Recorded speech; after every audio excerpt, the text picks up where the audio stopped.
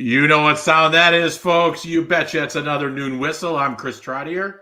And I'm John Anzalone, and I am here today with MaryEllen Wright from Hope Now.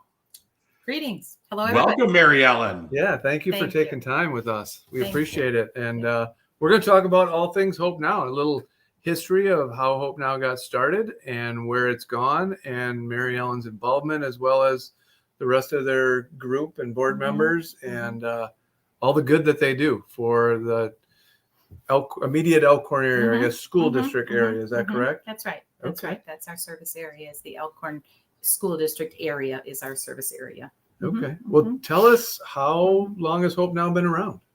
Well, we actually just celebrated 20 years of being incorporated and being a 501c3 charity, tax deductible charity. So it's been 20 years of incorporation, and a few years before that, as some of the churches in the area here have noticed people kind of knocking on their door, asking for some assistance, either for rent or utilities, and kind of that short-term expense that popped up that they had to pay for. And now we're running short on what they needed, for their monthly expenses. And so a number of the churches got together and said, wow, is this person, are we helping this person? Is somebody else helping this person? So a number of us church members, as well as at the time I was working as a school social worker here for Elkhorn Schools. We forgot to put that in, that your career with Elkhorn. I was just going to ask, let's not erase how many years of service? 24. Oh, my goodness. I got all excited. I blew right by that. No, I know you did. That's all right. Yeah. So which is amazing that you have some special training in your involvement with Hope Now, that you can assist people, and you have that background. Right. And I'm glad to still be using my skills and my profession to be able to be helpful to people and hear them, and give them some hope and some resources to move along. So we also had some people from Human Services that got together with us, and we really looked at what was happening in the community and what resources were available and what kind of assistance. But we really found that there was just a little piece that seemed to be missing. And that piece was for folks that were really trying to manage month to month. But if they had an unexpected expense or an unexpected loss of income, that just blew their budget. They really couldn't make ends meet that month. So our primary mission is to help people either secure their own housing, like maybe with the help with a security deposit, or to help them sustain that housing. So maybe, again, there's a loss of income or an extra expense, a car repair that's unexpected, and they've run short. So we may be able to help them tide over for that month with some limited financial assistance, which we pausing on that a second. Sure. Is the help always financial or not? Well, people often come to us for the financial help. And when we are able to do that, we pay that to the utility or to the landlord or to sometimes the car repair shop. We don't provide it directly to the applicant. But sometimes we've really noticed that when folks have one kind of concern for need, there's other needs. So we really try to, look at our long referral list and resource list and get them in touch with other folks. Maybe it's the housing authority to get on this Section 8 housing voucher list. Wow. Maybe it's energy assistance so they can get help over the winter season. Maybe it's Salvation Army that they can get a little bit of assistance for. Sometimes, so there's a bunch of assistance that we provide, not only with the finances, but with the referrals too. And that makes a big difference. Which is pretty special. Yeah, go ahead, Chris. So I'm going to ask kind of like, let's get to the practical a little bit. Like, what are the mechanics? I know, we have, if people are looking at getting, connecting with Hope Now, we have the website at the bottom of the ticker. We also, that you can also donate your time and resources if you feel so inclined to do so. What are kind of the mechanics of getting in touch with Hope Now? What does this look like? And then once you're done with the kind of, if I need assistance, what are the mechanics of that? And then how can I also be a part of this and feel part of our local solution? Right. Thanks. Yeah. Well, again, people often are referred from other agencies and they call us, or they hear about Hope Now. So they call us. people sometimes say, can I come to meet you at your office? And I say, well, I'm at my kitchen table because we're all volunteers. We have no staff. We have no shelter. We have no apartment. We don't even have an office. So we are pretty lean in terms of our, our financial operating expenses. I think I looked it up the other day. It was about 2% of our monies, coming in. Okay. And so I'm hearing you say phone. Yeah. I can call. Call. And then we talk to them a little bit. We do have a website, and it does have an email. So people have been in touch with us by social email. media. Any social media there? We do have the website, and then we have Facebook. Okay. But again, being so few volunteers, we really encourage people to call. Okay, perfect. Because we can have that dialogue. Sometimes people call and they're not in our area, and then we can refer them to the resources in their area. Or we're not the right fit for what they need. So we can help them get to somewhere else where they can get perhaps some assistance. But if it's an appropriate referral, we invite them to come to our panel meeting. A small number of our volunteers meet twice a month with an applicant, talk a little bit about what's happened in the past, what's going on now, and how they look to get back on track. And then that panel, up to 3 people, decide if we can be helpful to them financially, and if so, to what amount. The next day or two, we do a couple phone calls to landlords or utilities or whatever they're asking for to confirm the information.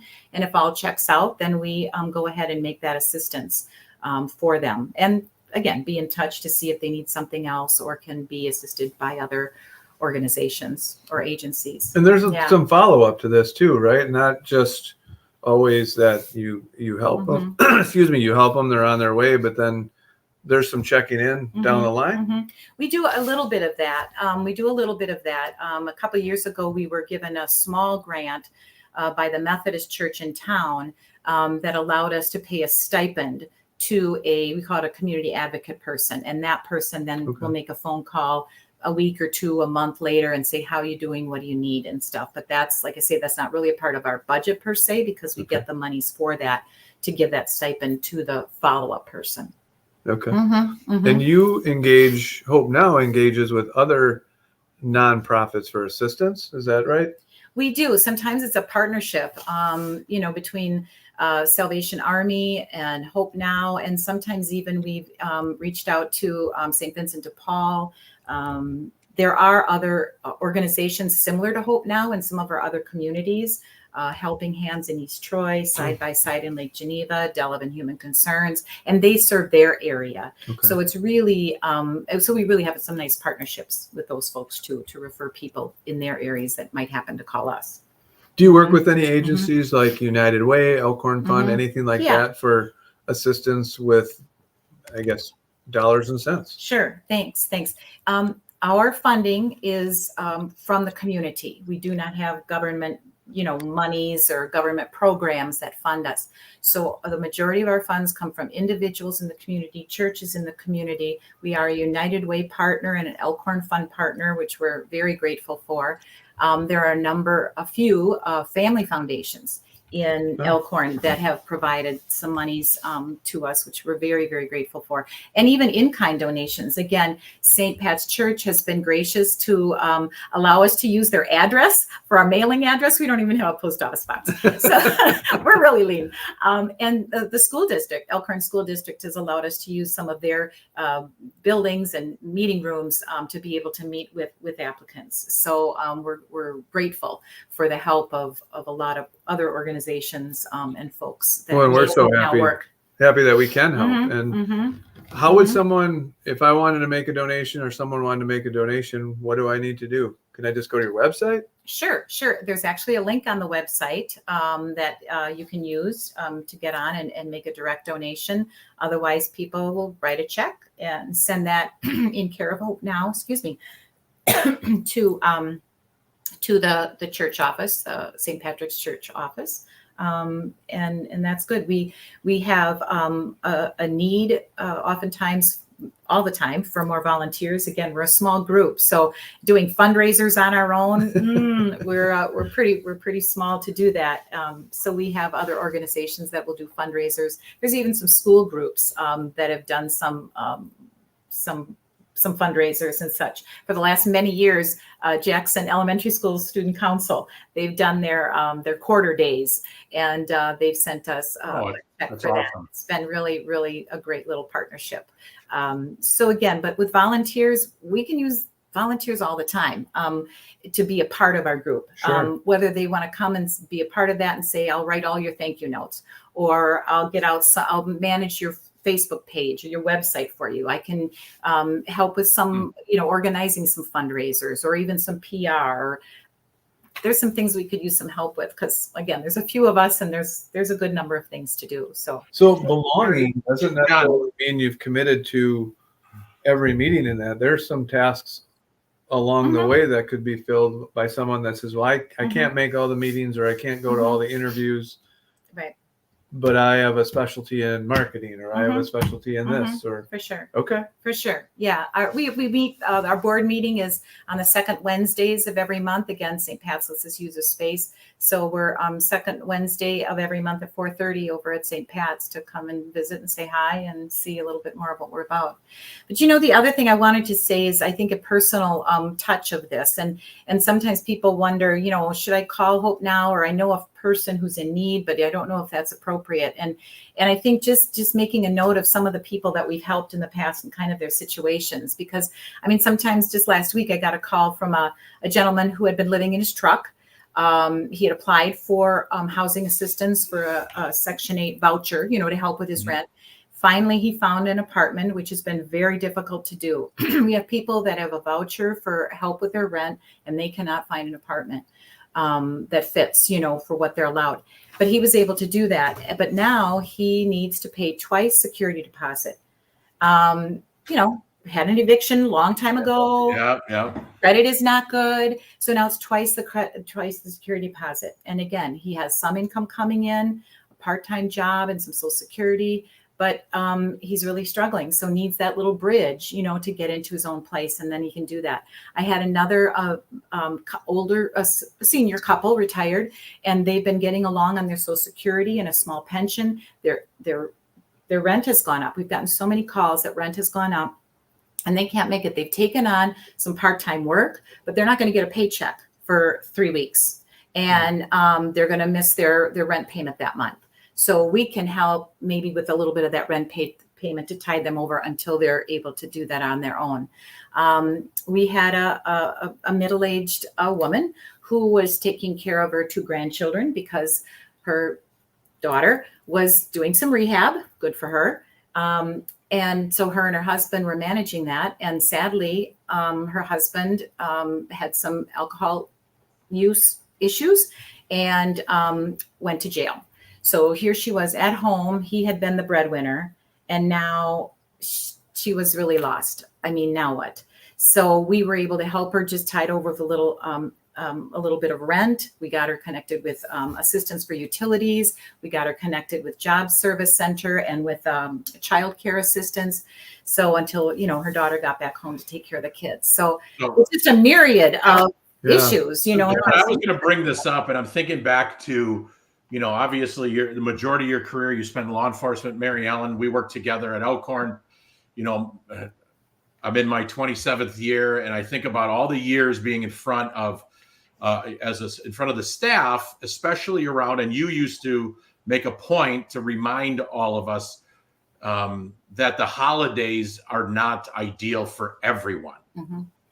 And I guess this is kind of like, I don't want to use this as a PSA, but more of a call to action. Like, now's the time where I'm guessing you would advocate. We only have a couple minutes left, but really advocate for the support to come out, especially as we're giving thanks for the Thanksgiving and leading up to the holiday season, especially around that Thanksgiving and Christmas holiday. And I'm guessing you may see an uptick in requests at that time. But, I just wanted to, thank you for what you guys do, and just ask you, do you see in your years of experience in this position and working with this group, do you see this time frame being a time of more need for support and resources? Sure. Thank you. Yes, that is, because again, when many folks are living paycheck to paycheck or month to month, When there's an additional expense, sometimes back to school expenses in August and September, sometimes the Thanksgiving, the Christmas time where families and, they want to provide something for their kids, for Christmas.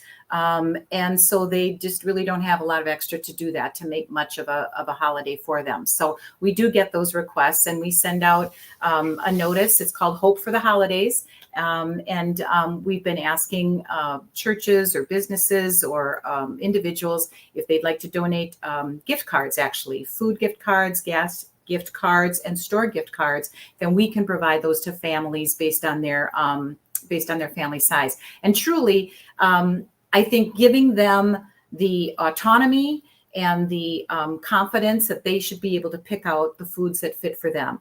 They can pick out the gifts that fit for their kids. I think that's an ounce of, respectfulness to them to be able to do that. There are a lot of charities and a lot of holiday things going on. So I think people have a lot of choices in where they might want to spend their charity, their holiday charity dollars. But certainly Hope Now is one of those options. And I just want to say one thing again, thanks to you two for doing this and giving people more of an idea about the Elkhorn community and Elkhorn schools. A thing that I've noticed over the 20 years or more that I've done this is that what kind of brings folks, to being to struggling. What we really found is people who do not have their health or do not have their education and skill training have been two primary reasons why people have not been able to manage very well. So, I know that, our schools do a great job in trying not only to give them a good education, but thinking about careers. The College and Career Academy, has been so helpful to so many young people. And I think, again, for the school district to continue to do what they can to address to some degree health, with our kids, whether it's physical health or mental health, and their career path can make a difference for people in the long run, to have that education and that skill training. So thank you for doing that. You're welcome. Peace. No, and thank you for being on, and thank you for leaving your social work career and ultimately continuing that calling, because it really is. We thank you for your service to our district and our community, and it's great to see you again. Thanks. John, it's about that time. What do you think? How do you want to close? Boy, you know what? I'm full. I'm full after listening to MaryEllen, and just thankful that we have groups and people that do this, and for all her service to kids and community over the last 30 years, really helping us take care of Elkhorn. Yeah, and I think MaryEllen, keep us in mind. I know John and myself, we're in so many different spaces, whether it's connecting with, being at the youth build level and the Habitat for Humanity level, and then the Walworth County Housing Authority, and John's obviously his outreach, and we're part of Network or Rotary, and, keep us in mind. I know there's plenty of times where our school district can continue to support those organizations and give a call to action to our kids, and it's a great community service opportunity, a great investment. So on that note, John, I think we should probably get everybody back to work, give the sound. I do want to give a shout out to all the people, everybody who's been out and voted. Please make sure you take advantage of that important opportunity that we have as citizens. And it's not about who you vote for, but please get out and take advantage of that, your civic duty. So, and on that note, John, MaryEllen, great seeing you. Everybody have a great day, and it's time to go back to work. All right.